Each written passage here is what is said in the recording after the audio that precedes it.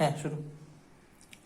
Dear students, today I am going to start the coplanar forces. So first of all, I want to explain the term coplanar forces.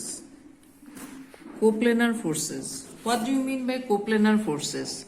Coplanar forces means the forces which are on the same plane or parallel to a same plane. Do you understand?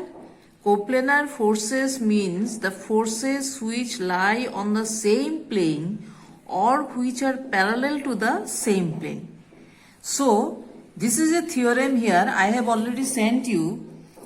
Any system of coplanar forces acting on a rigid body can be reduced ultimately to either a single force or a single couple unless it is in equilibrium. So, a system of coplanar forces means we consider here this is a rigid body, a number of forces P, Q, R, S, etc. are acting on a rigid body. Now you are to prove that all these forces are reduced to a single force only. So how can we prove that? We prove it step by step. First we consider three forces P, Q, R. Now out of these three forces, if two forces, suppose P and Q, act at a point, then they can be combined into a single resultant force by the parallelogram of forces. Or if the forces P and Q are unlike parallel forces, they are not equal, then they can be combined into a single resultant force. We have already done the theorem in the first chapter. So, P and Q are two unlike parallel forces which are not equal, then they can be combined into a single resultant force R1.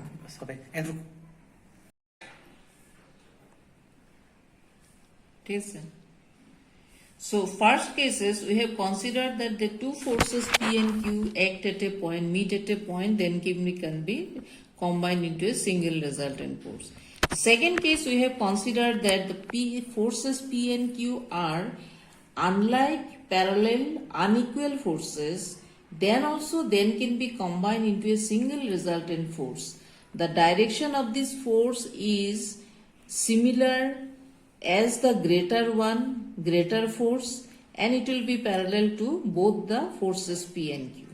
Now the third case is, suppose the forces P and Q are like parallel force, they are not equal, they are unequal forces. Then also they can be combined into a single resultant force R1. Already I have discussed in the resultant of the two forces in the first chapter. Okay, so using that theorem we can prove these three methods. So you see, out of these three forces P, Q, R, the two forces P and Q can be combined into a single resultant force R1. So now we are left with the two forces R1 and R. Now with R1 and R, we take another forces from this system of force S, and now again we get three forces. So similarly, out of these three forces, the two forces can be combined into a single resultant force by the case 1, 2 or 3. So ultimately we get again two forces R2 and S. Then again we take the third force T, we get three forces. Similarly, these two forces can be combined into a single resultant force, we get two forces. In this way, ultimately we get two forces Rn and suppose Rt. Okay.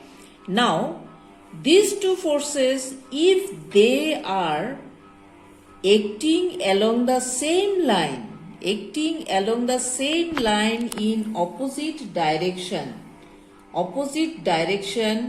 at the same point, they balance each other and they will have no effect on the system and they will produce equilibrium.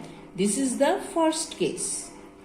Out of these two forces, if they act along the same straight line at the same point and in opposite direction, they produce equilibrium.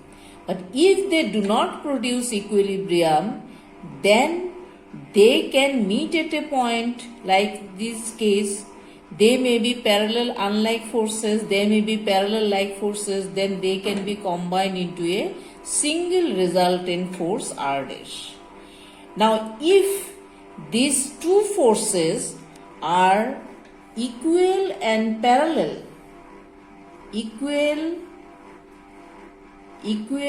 parallel and unlike forces, then they form a couple.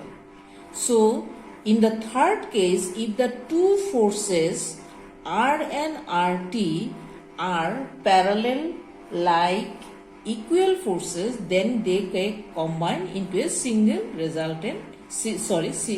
couple. So, we see that when a system of forces are given, then all the forces either can be combined into a single resultant force by using two, or they can form a couple unless they are in equilibrium. Okay, so this is our first theorem. So we have discussed this theorem.